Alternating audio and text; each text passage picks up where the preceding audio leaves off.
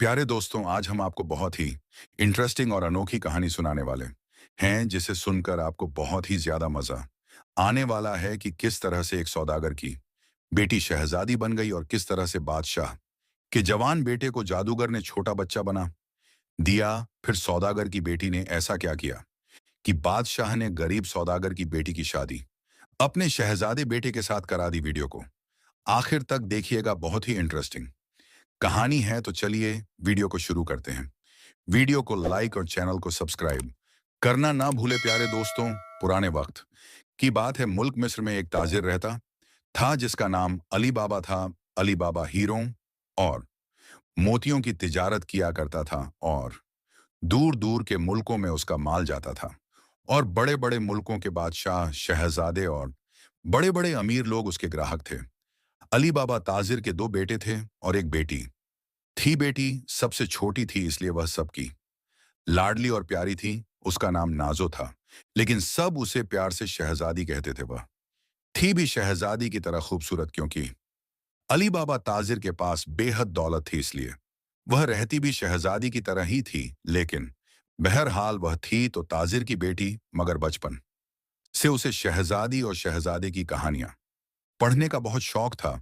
इसीलिए वह अपने आप को शहजादी समझती थी। जब वह बड़ी हुई तो बड़े बड़े ताजिर की तरफ से उसके लिए शादी के पैगाम आने लगे, लेकिन नाजो ने सबसे शादी करने से इनकार कर दिया। उसका कहना था कि वह शहजादी है, इसलिए वह किसी शहजादे से शादी करेगी। उसके भाइयों और बाप ने उसे बेहद समझाया, लेकिन नाजो अपनी जिद की पक्की थी। उसने किसी की भी बात ना मानी। नाजो की माँ कि नाजो के बचपन में ही मौत हो चुकी थी। अब नाजो अपने भाइयों के रहमो करम पर थी। उसके सब भाइयों की शादियां हो चुकी थी और वह सब अपने अपने घरों में खुश थे, जबकि नाजो नौकरों के साथ अपने बाप के घर में अकेली रहती थी। उसके भाइयों ने उसे अपने पास रहने के लिए कहा, लेकिन नाजो ने इनकार कर दिया। उसकी जिद्दी तबीयत की वजह से आहिस्ता आहिस्ता सब उससे परेशान हो गए। वह सब उसे नकली शहजादी कहने लगे, इसलिए वह हर वक्त यही सोचती रहती थी कि वह किसी तरह असली शहजादी बन सकती है। लेकिन उसके जहन में कोई तरकीब नहीं आती थी। एक रोज वह अपने कमरे में खामोश बैठी हुई थी कि उसकी मुलाजिम अंदर दाखिल हुई और कहने लगी, शहजादी और एक बूढ़ी औरत आपसे मिलना चाहती है। मुलाजिम ने बाकायदा झुककर सलाम करते हुए कहा, क्योंकि नाजो ने सब मुलाजिमों को यही हुक्म दे रखा था कि वह उसे शाही अंदाज में सलाम किया करें और उसे शहजादी हुजूर कहाँ करें। नाजो ने कहा, कौन है वह बूढ़ी औरत और क्यों हमसे मिलना चाहती है। नाजो ने शहजाद की तरह बात करते हुए कहा। नौकरानी ने कहा, उसका कहना है कि वह आपके फायदे की कोई बात बताना चाहती है। नाजो कहने लगी, अच्छा भेज दो उसे। और मुलाजिम एक बार फिर सलाम करके वापस चली गई। थोड़ी देर बाद एक बूढ़ी औरत लाठी टेकते हुए अंदर दाखिल हुई। उसने नाजो कुछ सलाम किया। नाजो ने सलाम का जवाब लेने के बाद कहा, बैठो बड़ी बी, और मुझे बताओ कि तुम कौन हो और मुझसे क्यों मिलने आई हो। मेरा नाम मुमताज है, मैं दूसरे मुल्क की रहने वाली हूं। एक काफिले के साथ यहां आई थी। मैं तुम्हारी मरहूम माँ की दूर की रिश्तेदार भी हूं। तुम्हारे बड़े भाई के घर ठहरी हुई हूं, क्योंकि वह एक बार तुम्हारी माँ के साथ हमारे घर आया था। मेरे बेटे भी मोतियों और हीरों की तिजा करते हैं। हम भी खानदानी ताजिर हैं। मुझे यहाँ आकर तुम्हारे मुतालिक मालूम हुआ कि तुम्हें शहजादी बनने का शौक है, तो मैं तुमसे मिलने आ गई। नाजो कहने लगी, अगर आप मेरी माँ के रिश्तेदार हैं तो फिर आप मेरी बुजुर्ग हुई। मुझे आपकी आमद से बहुत खुशी हुई। आप जब तक यहाँ रहे मेरे पास ही ठहरे, मैं यहाँ अकेली रहती हूँ।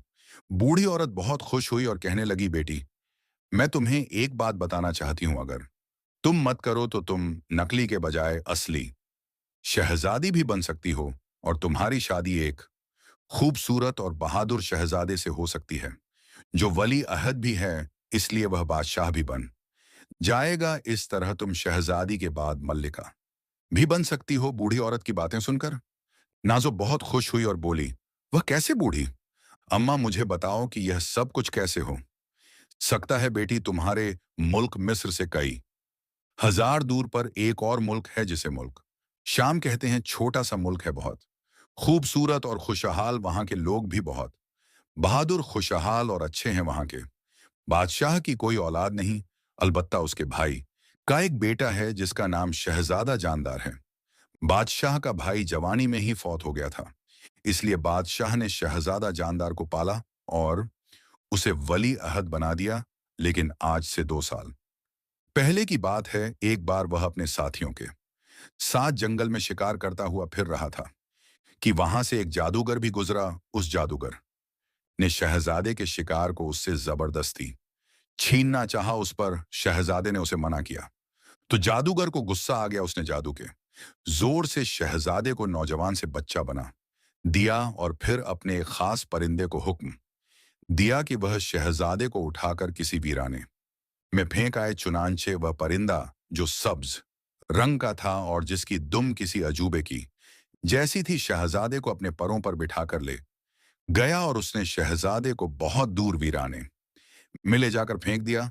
और जादूगर के चक्कर लगाता हुआ वहां से गायब हो गया। शहजादे के साथी बेचारे रोते पीटते वापस आए तो बादशाह बहुत परेशान हुआ। उसने फौरन शाही जादूगर को बुलाकर उससे पूछा तो शाही जादूगर ने हिसाब करके बताया कि इस जादूगर का नाम असद जादूगर है। उसके गले में हर वक्त एक इंसानी खोपड़ी लटकी रहती है और वह अपने सर पर एक सांप को लपेटकर उसकी पगड़ी बनाकर पहनता है। वह बहुत ताकतवर जादूगर है, इस कदर ताकतवर कि मुल्क ए शाम का शहंशाह इसकी साया से भी डरता है। ऐसा जादूगर काले पहाड़ों के अंदर एक शानदार महल में बादशाहों की तरह रहता है। सब्ज परिंदा इसका खास परिंदा है जिसे वह आजाद परिंदा कहता है। असल में यह परिंदा एक बड़ा ताकतवर राजा है जिसे असद जादूगर ने परिंदे की शक्ल दे दी है। यह परिंदा फूंक मारकर चट्टानों को अपनी जगह से हिला देता है। शाही जादूगर ने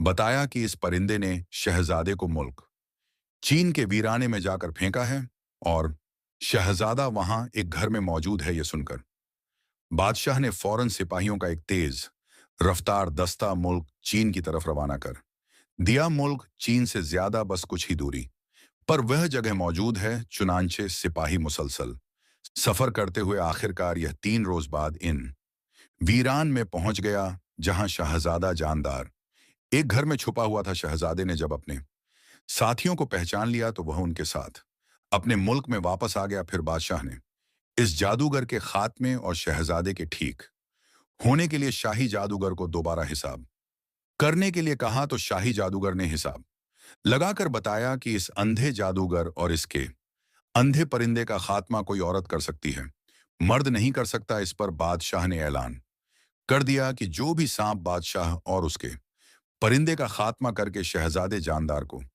उसकी असली हालत में ले आएगी, उसे बादशाह अपनी बेटी बना लेगा। इस तरह वह औरत शहजादी बन जाएगी और फिर इसकी शादी शहजादे जानदार से कर दी जाएगी जो कि बेहद खूबसूरत और बहादुर और दिलेर शहजादा है। और बादशाह शहजादे की शादी के बाद तख्तो ताज भी उसी के हवाले कर देगा। इस तरह शहजादा मुल्क का बादशाह बन जाएगा और वह औरत मुल्क शाम की मलिका बन जाएगी। बूढ़ी औरत ने नाजो को तफसील बताते हुए कहा।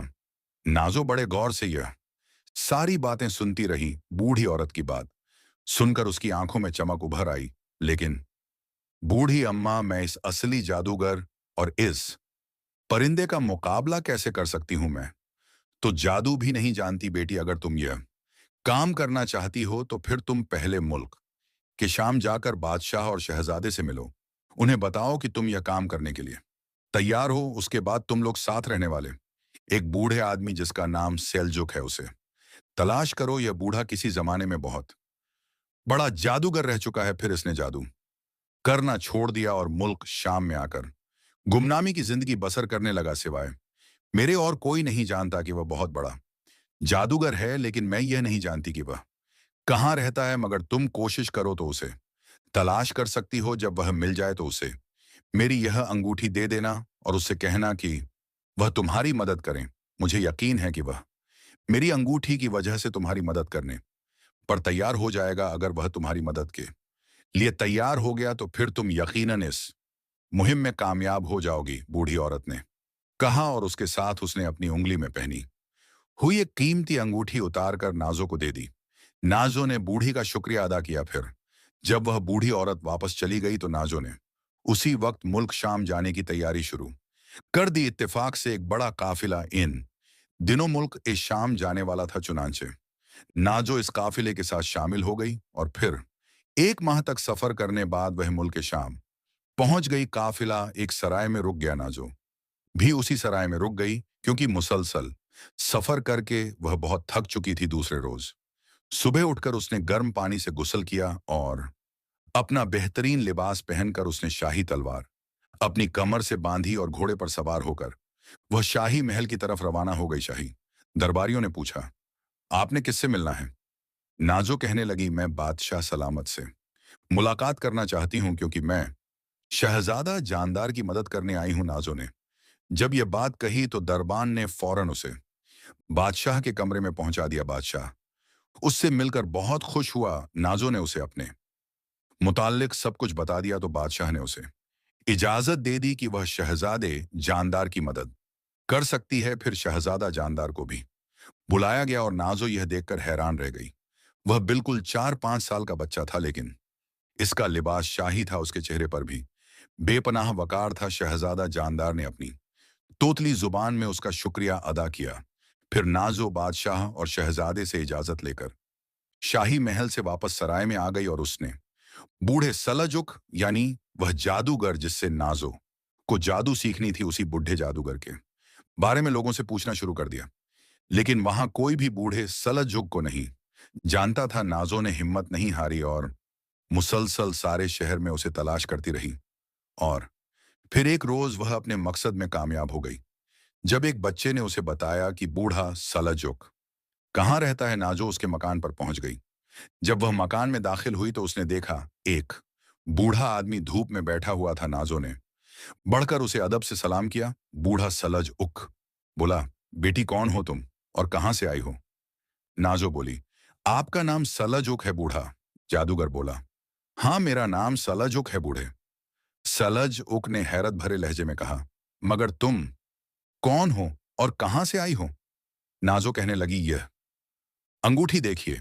नाजो ने जेब से बूढ़ी की अंगूठी निकालकर बूढ़े सलज उक की तरफ बढ़ाते हुए कहा और सलज उक अंगूठी देखकर हैरान हो गया। यह तो मेरी बहन मुमताज की अंगूठी है। नाजो ने कहा, आपने इस अंगूठी को दुरुस्त पहचाना और आपकी बहन ने यह मुझे दी है और मुझे आपके पास भेजा है। नाजो ने मुस्कुराते हुए बूढ़े से कहा, वह मेरी वालिदा के रिश्तेदार हैं। बूढ़ा सलज उक जादूगर ने कहा, अच्छा अगर तुम्हें मुमताज ने भेजा है तो फिर तो तुम मेरी भी मेहमान हो, मगर बेटी तुमने अपने मुतालिक कुछ नहीं बताया। तो नाजो ने उसे सारी तफसील बता दी और साथ ही उसने शहजादा जानदार और उस अंधे जादूगर और उसके पर रिंदे के बारे में सारी तफसील बता दी। ये सारी बातें सुनकर जादूगर सलजुक ने मुस्कुराते हुए कहा, अच्छा मैं समझ गया, तो तुम चाहती हो कि असली शहजादी बन जाओ और फिर शहजादे जानदार से शादी कर लो। ठीक है बेटी, मैं तुम्हारी मदद जरूर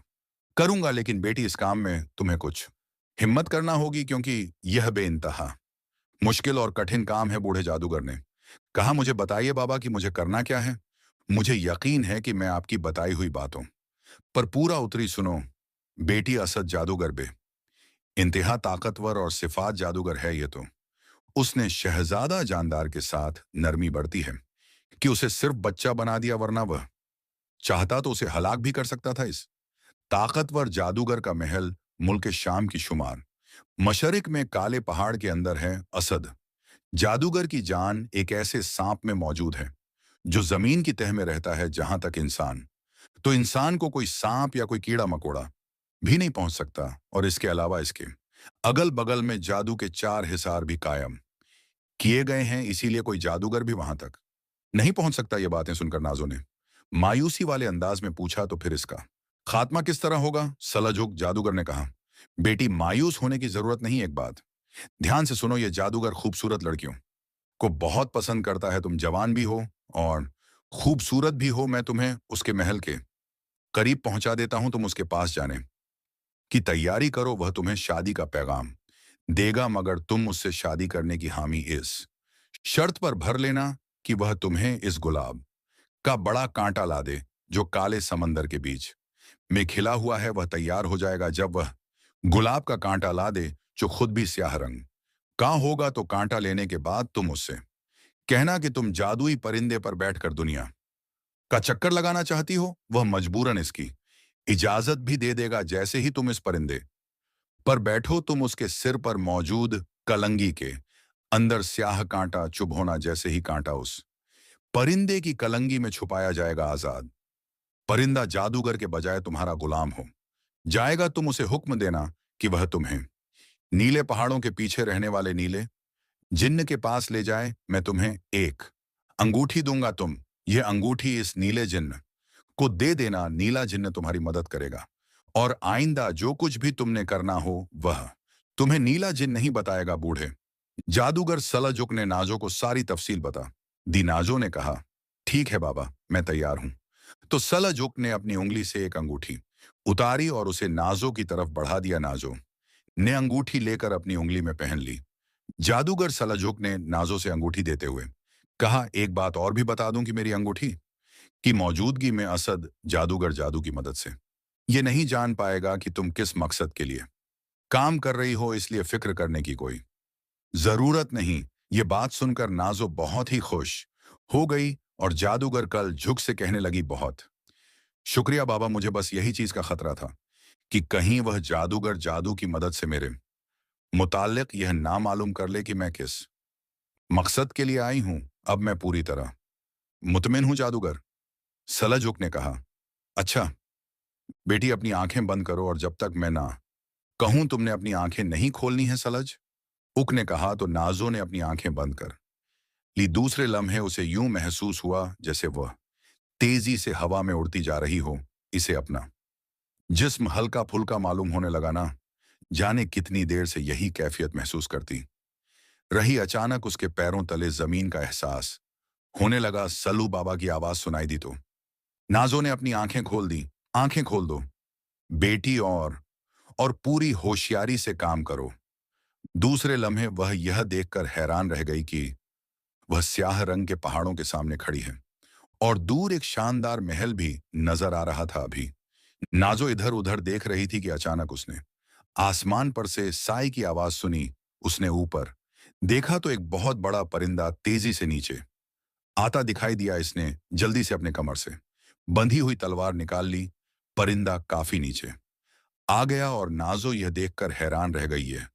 वही ऐसा परिंदा था और इसने अपने पंजों में शहजादा जानदार को भी पकड़ा हुआ था। उसकी दुम मिसाइल की तरह हवा में लहरा रही थी और उसके पैर बहुत बड़े बड़े थे। इतने में नाजो के कानों में आवाज गूंजने लगी कि यह तुम्हें धोखा दिया जा रहा है नाजो बेटी। यह परिंदा असली नहीं और इसके पंजों में शहजादा जानदार नहीं बल्कि जादू का पुतला है। यह शहजादे को नीचे फेंके लेकिन तुम खुद ही शहजादे की गर्दन पर तलवार का वार कर देना। इस तरह जादूगर समझ जाएगा कि तुम शहजादा जानदार की खातिर यहां नहीं आई, क्योंकि उसे भी इल्म है कि बादशाह ने इसके बारे में ऐलान कर रखा है। सलाजुक बाबा की आवाज नाजो के कानों में गूंजी और नाजो ने तलवार को ऊपर उठा लिया। शहजादा जानदार को उठाए परिंदा अब काफी नीचे आ गया। शहजादा जानदार वाकई जीता जागता बच्चा नजर आ रहा था। नाजो ने तलवार वाला हाथ ऊपर उठाया। उसी लम्हे परिंदे ने दहशतनाक आवाज निकालते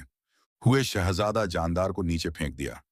शहजादा नीचे गिरकर इसी तरह उछलकर खड़ा हुआ जैसे इसके जिस्म में हड्डियां मौजूद ही ना हो। इसने मदद मदद पुकारना शुरू कर दिया और नाजो की तरफ भागा, लेकिन दूसरे लम्हे नाजो की तलवार वाला हाथ तेजी से घूमा और शहजादे की गर्दन कटकर एक तरफ जा गिरी। उसके साथ ही एक खौफनाक धमाका हुआ और हर तरफ स्याह रंग का धुआं सा फैल गया। जब धुआं खत्म हुआ तो नाजो ने देखा वहां ना कोई परिंदा था और ना शहजादा और ना जानदार की लाश। हर तरफ वीरान पहाड़ियां नजर आ रही थी। नाजो ने तलवार की धार को देखा तो उस पर खून का कोई निशान भी ना था। नाजो ने जानबूझकर बुदबुदा हुए कहा, ताकि जादूगर समझ जाए इसका ताल्लुक शहजादे जान आर से नहीं है। चंद लम्हों बाद एक धमाका हुआ और फिर अचानक आसमान से जिस तरह बिजली गिरती है, इसी तरह सफेद रंग की एक लहर सी गिरती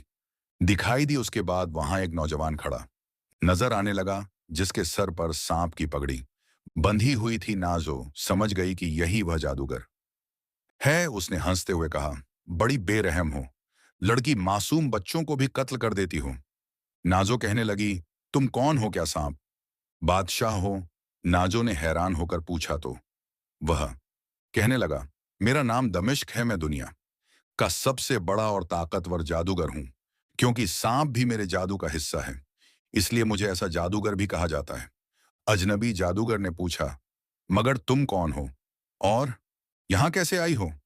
नाजो कहने लगी, मेरा नाम नाजो है, मैं मुल्क मिस्र के ताजिर की बेटी हूं। मुझे शिकार का शौक था, मैं शिकार करने इधर आई थी, लेकिन रास्ता भूल गई और फिर इधर वीरान में निकल आई। इतने में एक बहुत खौफनाक किस्म का सफेद रंग का परिंदा एक बच्चे को उठा ले आया। उसने बच्चे को नीचे फेंका। बच्चा मेरी तरफ आने लगा। वैसे तो बड़ा मासूम सा बच्चा लग रहा था, लेकिन उसकी आंखों में ऐसी चमक थी कि मैं खौफजदा हो गई। मैंने उसे हलाक कर दिया और फिर एक धमाका हुआ और परिंदा और बच्चा ना जाने कहां गायब हो गए। नाजो ने बड़े दिलेर लहजे में बात करते हुए कहा तो जादूगर हंस पड़ा। तुम बहादुर भी हो और अक्लमंद भी, खूबसूरत भी हो और जवान भी। मुझे ऐसी ही बीवी चाहिए, वरना तुम्हारे बजाय कोई और औरत होती तो अब तक खौफ के मारे मर चुकी होती। क्या तुम शादीशुदा हो? नाजो ने हंसते हुए कहा। अरे, तुम तो कहते हो कि तुम बहुत बड़े जादूगर हो। क्या तुम जादू के जोर से इतना भी मालूम नहीं कर सकते कि मैं शादीशुदा हूं या नहीं? नाजो ने मुंह बनाते हुए कहा तो जादूगर एक बार फिर कह कहा मारकर हंस पड़ा। बहुत खूब, आज पहली बार कोई ऐसी लड़की मिली है जो ना मेरे सर पर मौजूद सांप पगड़ी से खौफजदा है और ना मेरे गले में लटकी हुई इंसानी खोपड़ी से और ना मेरे जादू से डरती है। तुम वाकई इस काबिल हो कि तुम मेरी बीवी बन सको। लेकिन ना जाने क्या बात है कि जब भी मैं तुम्हारा जहन पढ़ना चाहता हूं तो मुझे सिवाय धुएं के कुछ नजर नहीं आता। इसलिए कि मैं तुमसे खौफजदा नहीं हूं। नाजो मुस्कुराते हुए कहने लगी, वैसे मुझे तुमसे डरने की जरूरत भी नहीं, क्योंकि तुम कोई शक्ल और सूरत के बुरे नहीं हो। तुम एक खूबसूरत नौजवान हो। जादूगर सोचने लगा कि आज पहली बार किसी औरत के मुंह से अपनी तारीफ सुनकर मुझे बहुत खुशी हुई। जादूगर ने हंसते हुए कहा, तुमने मेरे सवाल का जवाब नहीं दिया। नाजो मुस्कुराते हुए कहने लगी, नहीं, मैंने अभी तक शादी नहीं की। हालांकि मेरे लिए बड़े बड़े रिश्ते आए। नाजो ने शर्माते हुए कहा, लेकिन मैं चाहती हूं कि मेरी शादी उस नौजवान से हो जो खूबसूरत होने के साथ साथ मेरी एक शर्त भी पूरी करे। जादूगर ने चौंक कर पूछा, कौन सी शर्त? नाजो बोली, काले समंदर में एक स्याह रंग का गुलाब खिलता है, उसका सबसे बड़ा कांटा जो मुझे लाकर देगा, मैं उससे शादी करूंगी, ताकि मुझे मालूम हो सके कि मेरा शौहर बहादुर भी है। जादूगर ने मुस्कुराते हुए कहा, अगर मैं यह शर्त पूरी कर दूं तो क्या तुम मुझसे शादी करोगी? हाँ, क्यों नहीं? नाजो ने शर्माते हुए कहा, बिल्कुल करूंगी, क्योंकि तुम खूबसूरत हो। वह शैतान जादूगर ने नाजो से कहा, आओ मेरे साथ मेरे महल में चलो, मैं तुम्हारी शर्त पूरी कर देता हूं। जादूगर आगे बढ़कर उसने नाजो का हाथ थाम लिया। नाजो ने अपना हाथ न छुड़ाया, बल्कि उसके चेहरे पर शर्म की तस्वीर उभर आई। जादूगर ने कहा, आंखें बंद कर लो नाजो। और नाजो ने आंखें बंद कर ली। फिर थोड़ी देर के बाद जादूगर ने कहा, अब आंखें खोल दो। फौरन ही जादूगर की आवाज सुनाई दी तो नाजो ने आंखें खोल दी और वह यह देखकर हैरान रह गई कि वह एक आलीशान, खूबसूरत और हीरे मोतियों से भरे महल के अंदर मौजूद थी। जादूगर ने मुस्कुरा हुए नाजो से कहा, यह मेरा महल है, तुम मेरी मल्लिका बनकर इस महल पर राज करोगे। उसके बाद जादूगर ने नाजो को अपना पूरा महल दिखाया। वाकई उसने जादू के जोर से इस कदर खूबसूरत महल बनाया था कि शायद कोई बादशाह भी ना बनवा सकता। लेकिन नाजो अच्छी तरह जानती थी कि यह सब कुछ जादू का है, मगर वह यह बात शैतान जादूगर पर जाहिर नहीं करना चाहती थी। इसीलिए उसने भी खुशी और मसर्रत का इजहार किया और उसके महल की तारीफें करती रही। शैतान जादूगर ने कहा, अब रही बात तुम्हारी शर्त, मैं इसे अभी पूरी कर देता हूं। फिर क्या था? नाजो ने उसके साथ मिलकर जोर से ताली बजाई तो दूसरे लम्हे कमरे का जमीन फटा और उसमें से एक स्याह रंग का जिन्नात आया। स्याह जिन्नात जादूगर के सामने झुकते हुए कहा, क्या हुक्म है मेरे आका? स्याह जिन्न जाओ और जाकर काले समंदर कि दरमियान खिले हुए स्याह गुलाब के पौधे का सबसे बड़ा कांटा ले आओ। इतना सुनकर काले जिन्न ने कहा, जो हुक्म मेरे का, इस हुक्म की तामील होगी मेरे आका। जिन्न ने यह कहा और जमीन में गायब हो गया। फिर चंद लम्हों बाद ही वह काला जिन्न दोबारा हाजिर हुआ। उसके एक हाथ में कांटा मौजूद था। इसने वह कांटा हंसते जादूगर की तरफ बढ़ा दिया। यह लीजिए मेरे आका, और कांटा जादूगर के हाथ में देकर वह दोबारा फर्श में गायब हो गया। शैतान जादूगर ने नाजो से कहा, तुम्हारी शर्त पूरी हो गई। और जादूगर ने कांटा नाजो के हाथ में देते हुए कहा, देखा मैं किस कदर ताकतवर जादू हूं कि मैंने यह नामुमकिन काम एक लम्हे में कर दिया था। नाजो ने कांटा लिया। यह काफी बड़ा कांटा था। फिर नाजो मुस्कुराते हुए कहने लगी, अच्छा ठीक है, तुमने मेरी शर्त पूरी कर दी है। अब मैं तुमसे शादी पर तैयार हूं, लेकिन यह शादी 24वीं की रात को हो सकती है। जादूगर चौंक पड़ा और बोला, वह क्यों? नाजो ने बहाना बनाते हुए कहा, इसीलिए कि हमारे खानदान में शुरू से ही रिवाज चला आ रहा है कि शादी 14वीं की रात को होती है, वरना लड़कियां दी कि 1 माह के अंदर ही मर जाती हैं। शैतान जादूगर कहने लगा, अच्छा ठीक है, आज चांद की दूसरी रात है, 12 दिन इंतजार किया जा सकता है, लेकिन इन 12 दिनों में तुम्हें यहां महल में अकेले रहना पड़ेगा, क्योंकि मैं इस दौरान जादू की खास इबादत करूंगा। नाजो नाराजगी से कहने लगी, अगर ऐसी बात है तो फिर मैं अकेली रहकर क्या करूंगी? तुम ऐसा करो कि अपने इस परिंदे से हुक्म देकर कहो कि वह मुझे अपनी पीठ पर बिठाकर मुझे पूरी दुनिया की सैर कराए। इस तरह मेरी पूरी दुनिया की सैर की ख्वाहिश भी पूरी हो जाएगी, और मैं इस महल में अकेली रहकर कोफ्त का शिकार भी नहीं होंगी। जादूगर बोला, ठीक है परिंदा, तुम्हें पूरी दुनिया की सैर करा लाएगा। इस बात पर जादूगर फौरन ही रजामंद हो गया, क्योंकि उसे मालूम था कि परिंदा इसका गुलाम है। वह नाजो को कहीं भी जाने नहीं देगा और इसकी पूरी पूरी हिफाजत भी करेगा। नाजो ने कहा, तो फिर बुलाओ परिंदे को। अंधे जादूगर ने चौंक कर कहा, इतनी जल्दी जाने की क्या जरूरत है? 2-4 रोज आराम कर लो। नाजो बोली, मुझे दुनिया की सैर करने का बेहद शौक है। आज तो मौका मिला है, इसीलिए मैं कोई लम्हा जाया नहीं करना चाहती। शादी के बाद तो मैं हर वक्त तुम्हारी खिदमत करने में गुजार दूंगी। नाजो ने चिकनी चुपड़ी बातें की तो जादूगर उसकी बातें सुनकर बेहद खुश हुआ। फिर कहने लगा, अच्छा आओ फिर महल में चलो, ताकि मैं अपने परिंदे को बुलाऊं। शैतान जादूगर ने यह कहकर और फिर वह नाजो को हमराह लिए बाहर महल के छत पर आ गया। फिर उसने अचानक अपना हाथ आसमान की तरफ उठाकर कोई मंत्र पढ़ा तो दूसरे लम्हे आसमान की बुलंदियों पर वहीं ऐसा परिंदा उड़ता हुआ दिखाई दिया। वह तेजी से नीचे आता जा रहा था। थोड़ी देर बाद वह महल में आकर उतर गया। परिंदे के मुंह से इंसानी आवाज में आवाज सुनाई दी। फिर कहने लगा, क्या हुक्म है मेरे आका? शैतान जादूगर कहने लगा, यह नाजो है, मेरी होने वाली बीवी। इसे अपनी पीठ पर बिठाकर पूरी दुनिया की सैर कराओ, और तुमने इसकी पूरी तरह हिफाजत भी करनी है। वह परिंदा कहने लगा, आप फिक्र ना करें आका, आपके हुक्म की तामील होगी। परिंदे ने जवाब दिया। और फिर नाजो को जादूगर ने खुद ही परिंदे की पीठ पर बिठा दिया और उससे कहा, वह परिंदे की गर्दन को दोनों हाथों से पकड़ ले। नाजो ने मुस्कुराते हुए कहा, तुम फिक्र ना करो, यह परिंदा मुझे गिरने नहीं देगा। और फिर परिंदा हवा में उड़ा और बुलंदी की तरफ उड़ता चला गया। उसने अपनी रफ्तार कम कर रखी थी ताकि नाजो गिर ना जाए। नाजो ने कांटा अपने लिबास की जेब में छुपा रखा था। जब वह परिंदा काफी दूर निकल आया तो नाजो ने परिंदे से मुखातिब होकर कहा, ए परिंदे, क्या तुम मेरा हुक्म मानोगे? परिंदे ने जवाब दिया, बिल्कुल नहीं, मैं सिर्फ अपने आका का हुक्म मानता हूं। तो नाजो ने जेब से कांटा निकाला और दूसरे लम्हे में नाजो ने वह कांटा उस परिंदे की गले में छुपा दिया। परिंदे ने जोर से चीख मारी और उसके जिस्म ने झटका खाया, लेकिन वह जल्द ही संभल गया। नाजो कहने ने लगी, ए परिंदे, बताओ तुम मेरा हुक्म मानोगे? वह परिंदा कहने लगा, हाँ शहजादी, अब मैं तुम्हारा हुक्म बिल्कुल मानूंगा, मैं तुम्हारा गुलाम हो चुका हूं। परिंदे ने जवाब दिया तो नाजो खुश हो गई।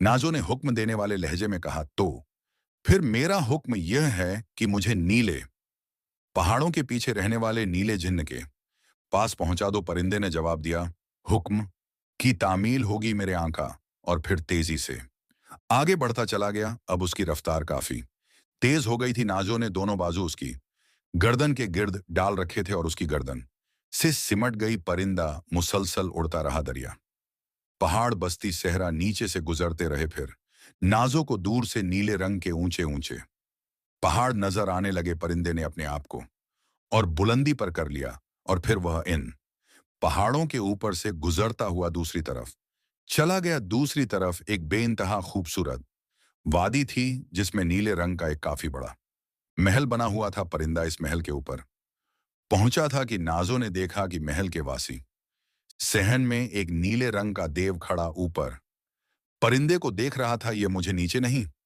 उतरने देगा क्योंकि यह मेरे पहले मालिक दस्ता का जादूगर दुश्मन है। परिंदे ने नाजो से कहा, तुम नीचे उतरो, मैं खुद उससे बात करती हूं। नाजो ने परिंदे से कहा। तो परिंदा तेजी से उतरने लगा। मेरा नाम नाजो है, मुझे सलज उक ने तुम्हारे पास भेजा है। यह परिंदा मेरा गुलाम है, नाज ने चीख कर कहा। तो नीला न तो चौंक पड़ा। उसके चेहरे पर हैरत की सूरत नजर आने लगी। ठीक है, नीचे उतर आओ, जिन्न ने दहाड़ वाली आवाज में कहा। और परिंदा जिन्न के पास महल के सहन में उतर गया। तो नाजो परिंदे की पीठ से नीचे उतर आई। नाजो ने उंगली से अंगूठी उतारकर जिन्न की तरफ बढ़ाते कहा, यह अंगूठी देखो, यह सलजुक बाबा ने निशानी के तौर पर दी थी। जिन्न ने वह अंगूठी ली और उसे चंद लम्हे से देखता रहा। जिन्न ने शहजादी को अंगूठी वापस करते हुए कहा, यह वाकई मेरे दोस्त की अंगूठी है। अब तुम मेरी मेहमान हो, आओ मेरे साथ। नाजो ने परिंदे से कहा, तुम यहीं रहोगे परिंदे, जब तक मैं तुम्हें दूसरा हुक्म ना दूं। और फिर वह जिन्न के साथ चलती हुई महल के एक बड़े कमरे में आ गई। नीले जिन्न ने कहा, अब मुझे बताओ कि तुम कौन हो, यहां क्यों आई हो, और सलजुक मुझसे क्या चाहता है, और तुम इस जादूगर के परिंदे को कैसे यहां ले आई। नाजो ने शुरू से लेकर यहां तक पहुंच की सारी तफसील बता दी। नाजो, तुम वाकई बहादुर और दिलेर हो। तुमने इस ताकतवर और खौफनाक जादूगर को भी बेवकूफ बना दिया। वैसे ये सब कुछ सलजुक की अंगूठी की वजह से हुआ, वरना वह जादूगर एक लम्हे में सब कुछ समझ जाता। उसके बाद चौथा और आखिरी हिस्सा आएगा उसे तो तुमने अपनी उंगली में जख्म लगाकर खून के कतरे डालकर तोड़ना होगा। इसके बाद तुम इस जगह पहुंच जाओगी जहां यह सांप मौजूद है।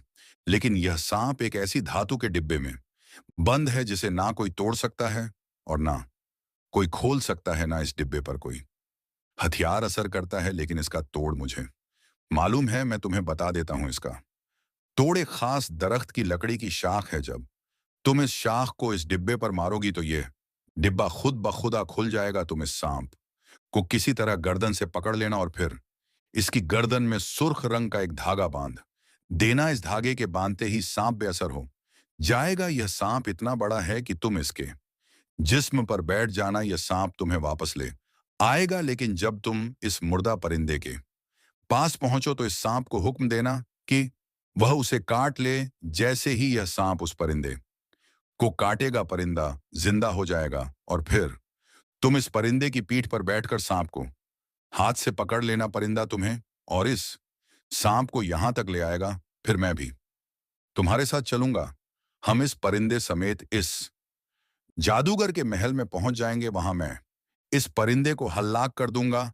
फिर हमने यह करना होगा कि इस जादूगर के सर पर बंधा हुआ सांप खोलकर उसे मजबूर करेंगे कि वह तह में रहने वाले सांप से लड़े, या दोनों सांप लड़ते हुए एक दूसरे को हलाक कर देंगे और इस तरह जादूगर भी हलाक हो जाएगा। यह तो बड़ा लंबा काम है, नाजो ने परेशान होते हुए नीले जन्नत कहा। तुम और मैं इस अंधे जादूगर से कैसे लड़ेंगे, वह तो जादू से हमें बुत बना देगा। नाजो ने कहा, उसकी जान वाला सांप हमारे कब्जे में होगा, इसलिए उसका कोई जादू हम पर नहीं चल सकेगा। नीला झिन नाजू से कहने लगा, फिक्र मत करो, तुम बस किसी तरह इस सांप को यहां तक ले आओ। इस काम में मैं तुम्हारी कोई मदद नहीं कर सकता, लेकिन आगे सारा काम मैं करूंगा। तुम तमाशा देखना। नाजो ने कहा, चलो ठीक है, मैं तैयार हूं। तो नीला जन्नत गया। थोड़ी देर बाद वह वापस आया तो उसके हाथ में एक लकड़ी थी और उसके साथ सुर्ख रंग का एक धागा भी बंधा हुआ था। यह लकड़ी तुमने उस डिब्बे पर मारनी है, यह धागा सांप की गर्दन से बांधना है। नाजो ने जिन्न से पूछा, और वह सुरंग कहाँ है। नीला जिन्न कहने लगा, मेरे साथ आओ, मैं इस परिंदे को बता देता हूं, तुम उसे हुक्म देना, वह तुम्हें वहां ले जाएगा, नीले जिन्न ने कहा। और फिर वह नाजो को साथ लिए महल के सहन में पहुंच गया जहां परिंदा बैठा हुआ था। नीले नीले जिन्न ने जाने की तफसील बताना शुरू कि नाजो ने परिंदे से पूछा, तुम समझ गए हो परिंदे की वह सुरंग कहाँ है? परिंदे ने जवाब दिया, हाँ शहजादी, मैं समझ गया। तो नाजो उसकी पीठ पर चढ़ गई। चलो परिंदे, नाजो ने परिंदे से कहा, मुझे उस सुरंग के अंदर ले चलो। और परिंदा हवा में उठा, फिर उड़ता हुआ बुलंद हो गया काफी बुलंदी पर। पहुंचकर वह एक तरफ को उड़ने लगा। काफी देर उड़ने के बाद वह सब सुरंग के पहाड़ पर पहुंच गया। फिर उसने नीचे उतरना शुरू किया। एक जगह जमीन पर काफी बड़ा कुआं नजर आ रहा था। परिंदा इस कुएं के अंदर उतरने लगा तो नाजो समझ गई कि यही सुरंग का दाना है। परिंदा पूरी रफ्तार से नीचे उतरता चला गया। काफी गहराई में जाकर इसका रुख बदला और वह एक चौड़ी कुदरती सुरंग के दरमियान उड़ रहा था। सुरंग में रोशनी भी थी, न जाने यह रोशनी कहां से आ रही थी। काफी देर नीचे उतरने के बाद दूर से नाजो को आग की दीवार नजर आने लगी। नाजो ने परिंदे से पूछा, यह आग की दीवार कैसी है?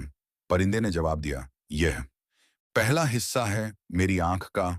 और फिर थोड़ी देर बाद वह आग की दीवार में घुस गया। एक जोरदार धमाका हुआ और आग की दीवार गायब हो गई और परिंदा आगे बढ़ता चला गया।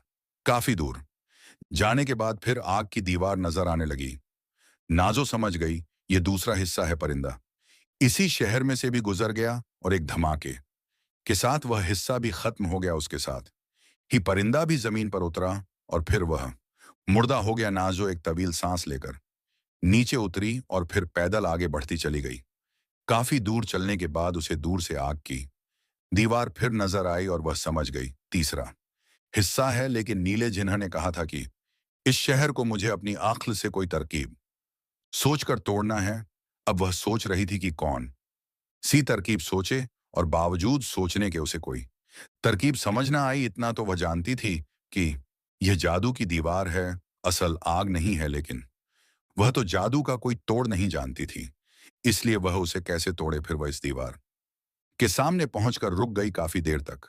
सोचने के बाद अचानक उसे ख्याल आया कि वह इस लकडंड को तो आजमाए, क्योंकि अगर यह लकड़ी इस डब्बे को तोड़ सकती है तो फिर यह आग को भी खत्म कर सकती है। उसने लकड़ी से एक धागा तार लिया और लकड़ी के दूसरे सिरे को आग की तरफ बढ़ाया। जैसे ही लकड़ी का सिरा आग से टकराया, एक धमाका हुआ और आग बुझ गई। यह देखकर नाजो खुशी से उछल पड़ी। वह तेजी से आगे बढ़ी। अब वह समझ गई थी कि नीले जिन्ना यह बात क्यों नहीं बताई, ताकि नाजो अपनी अक्ल भी इस्तेमाल करें। जाने के बाद जब वह आग की चौथी दीवार तक पहुंची तो उसने खंजर निकाल लिया। इसने अपनी उंगली पर हल्का सा जख्म लगाया और जख्म से निकलने वाले खून के कतरे उसने उस आग में दीवार पर फेंके तो एक धमाके से यह चौथा और आखिरी हिस्सा भी खत्म हो गया और नाजो खुशी से आगे बढ़ गई। काफी आगे बढ़ने के बाद वह एक कमरे में पहुंच गई जिसके दरमियान में काफी बड़ा सुर्ख रंग का डब्बा मौजूद था जो चारों तरफ से बंद था।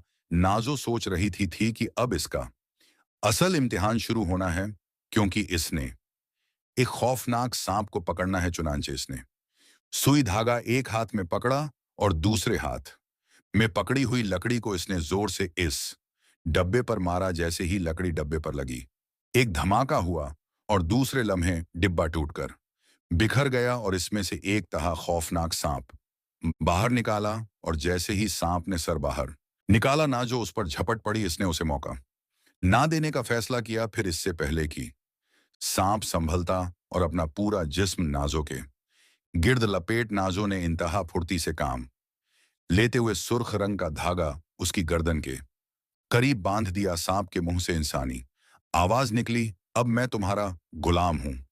नाजो, मुझे अपनी पीठ पर बिठाकर वापस ले चलो, नाजो ने खुश होते हुए कहा। और सांप तेजी से जमीन पर रेंगता चला गया।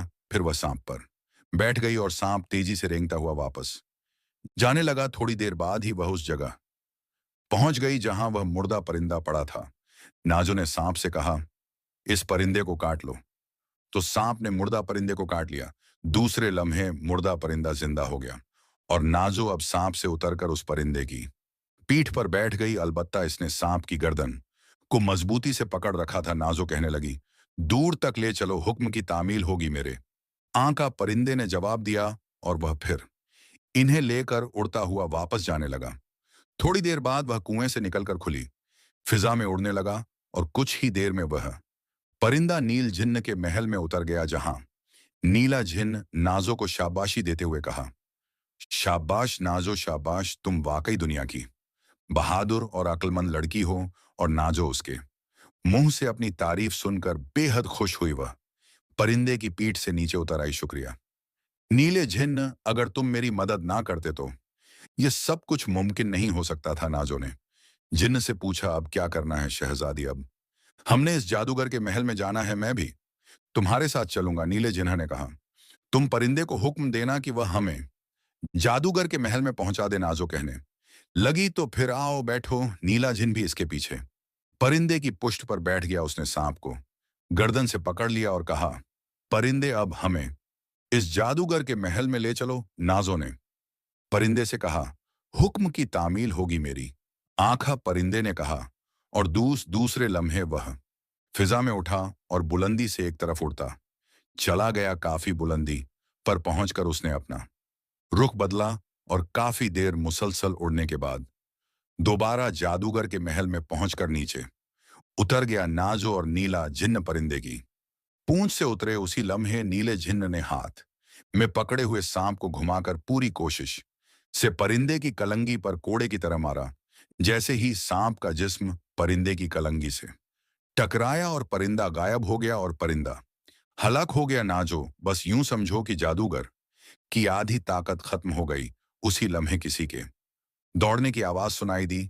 फिर जादूगर दौड़ता हुआ वहां पहुंचा। अंधे जादूगर ने चीखते हुए कहा, मक्कार लड़की, मैं तुम्हारा बहुत बुरा हश्र कर दूंगा। लेकिन इससे पहले कि वह संभलता, नीला जिन्न हाथ में पकड़े हुए सांप को कोड़े के अंदाज में उस जादूगर के जिस्म पर मुसलसल मारना शुरू कर दिया। शैतान जादूगर इन जुल्मों से बचने के लिए इधर उधर दौड़ता रहा, लेकिन नीला जिन्न उसे संभलने का मौका ही नहीं दे रहा था कि अचानक नीले न ने झपट कर जादूगर के सर पर पगड़ी की तरह बंधे सांप को सर से पकड़ा और पूरी ताकत से खींच लिया। जबकि जादूगर चीखता हुआ नीचे गिर पड़ा। नीले झिन ने नाजो से कहा, अब इसका जादू नहीं चल सकता।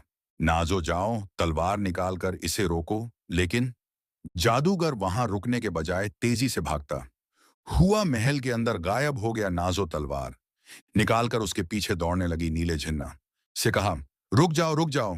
नीले झिन ने जवाब देते हुए कहा, शैतान जादूगर ने अपनी जान सांप से निकालकर अपने अंदर डाल ली है और एक कमरे में बंद हो गया है। अब जादू के मंत्र पढ़ रहा है ताकि वह यहां से गायब हो जाए। अगर वह हलाक हो जाता है तो यह महल भी गायब हो चुका होता। नाजो कहने लगी, लेकिन आपने तो कहा था कि जैसे यह सांप मरेंगे तो जादूगर भी हलाक हो जाएगा। नाजो ने बड़े मायूस लहजे में पूछा।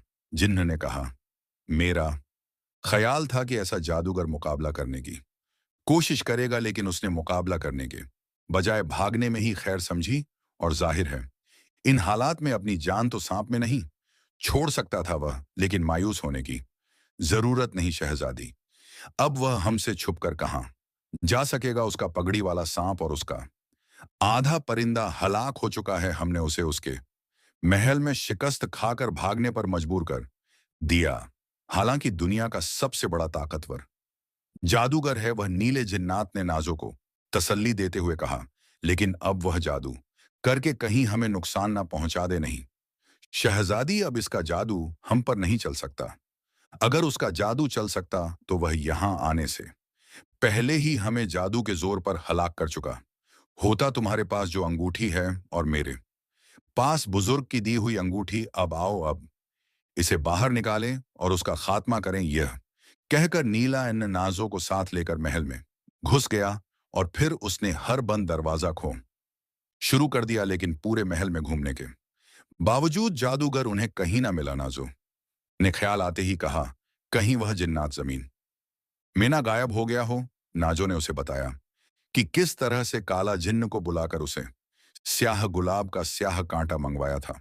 नीले जिन्न ने कहा, लेकिन स्याह जिन्न तो उसका गुलाम होगा, वह हमारे कहने पर तो बाहर नहीं आएगा। नाजो ने कहा, कोशिश करके देखने में क्या हर्ज है? और नीले जिन्नात जादूगर ने स्याह जिन्न को बुलाया। उसने कमरे में पहुंचकर इसी अंदाज में ताली बजाई, जिस अंदाज में जादूगर ने ताली बजाई थी। ताली बजाते ही वहीं स्याह जिन्नात नीले जिन्न और नाजो के सामने आकर झुक गया। नाजो ने हुक्म देने वाले अंदाज में पूछा, जादूगर कहाँ है वह काला झन्नत? मेरा आका एक सबसे बड़े महल में पहुंच गया है ताकि वहां 40 साल तक इबादत करके एक बार फिर अपनी खत्म शुदा ताकतें दोबारा हासिल करें। नाजो ने काले जिन्न से पूछा, उसे यहां किस तरह लाया जा सकता है? स्याह जिन्न ने जवाब दिया, मेरी आका अब यह मुमकिन नहीं।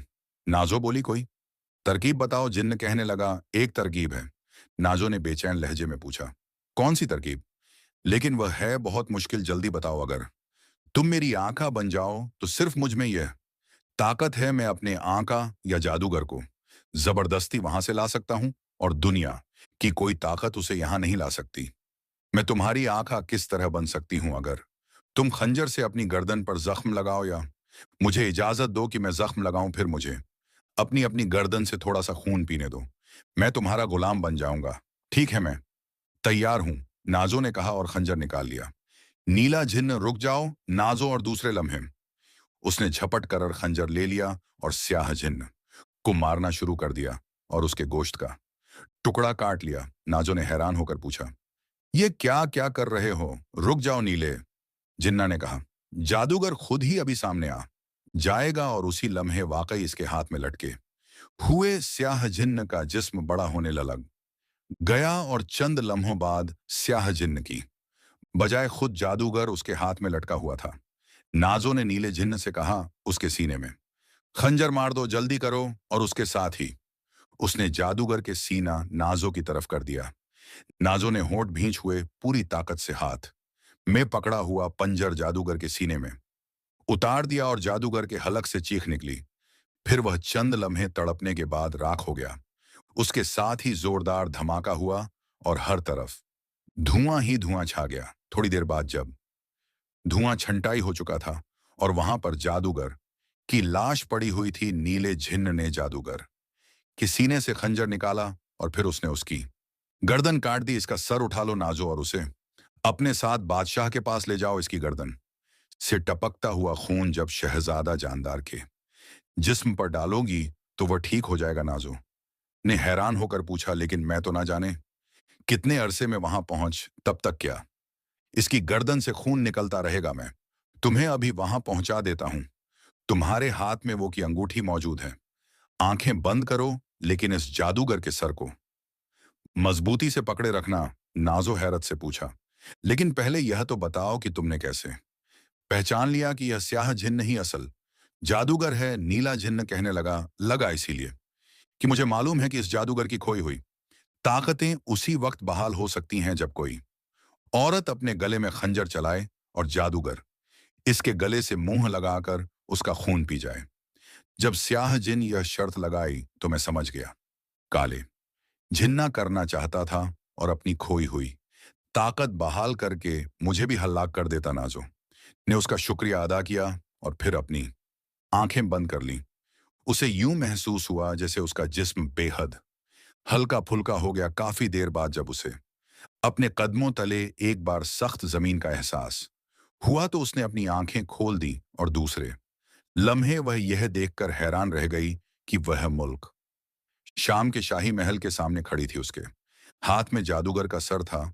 उसने उसे फौरन ही बादशाह के सामने पेश कर दिया गया। जब बादशाह को मालूम हुआ कि नाजो कामयाब वापस आई है तो वह खुश हो गया। उसने शहजादा जानदार को बुलाया जो अभी तक बच्चे के रूप में था। नाजो ने हाथ में पकड़े हुए जादूगर के कटे हुए सर से टपकता हुआ खून जैसे ही शहजादा जानदार के सर पर डाला, वह फौरन ही अपने असल रूप में वापस आ गया। बादशाह शहजादे जानदार को असली हालत में देखकर बहुत खुश हुआ और उसने फौरन ही दरबार में बुला करके वहां पूरे दरबार के सामने नाजो को अपनी बेटी बना लिया और उसके सर पर शहजादियों वाला ताज भी रख दिया। इस तरह नाजो की हसरत पूरी हो गई और वह असल में शहजादी बन गई। फिर उसकी शादी शहजादे जानदार से कर दी गई। इस तरह इसकी हसरत भी पूरी हो गई कि उसकी शादी किसी शहजादे से हो गई। रोज तक जश्न मनाया जाता रहा। शहजादा जानदार भी खुश था कि उसकी शादी एक बहादुर, अक्लमंद और